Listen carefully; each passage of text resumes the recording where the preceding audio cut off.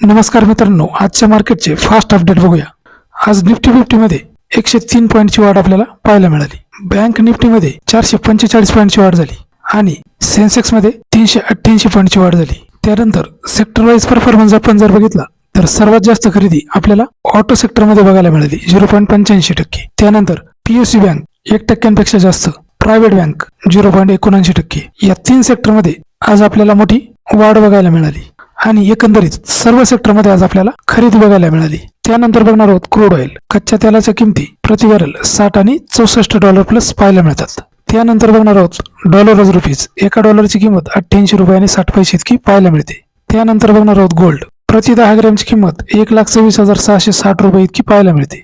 Overall आजचं market आपल्याला bullish बघायला मिळालं। शेवटचं एकच, मार्केटमध्ये रश नाही तर लॉजिक ठेवा। असेच रोजचे अपडेट्स मिळवण्यासाठी लाईक करा, शेअर करा आणि चॅनलला फॉलो करा। धन्यवाद।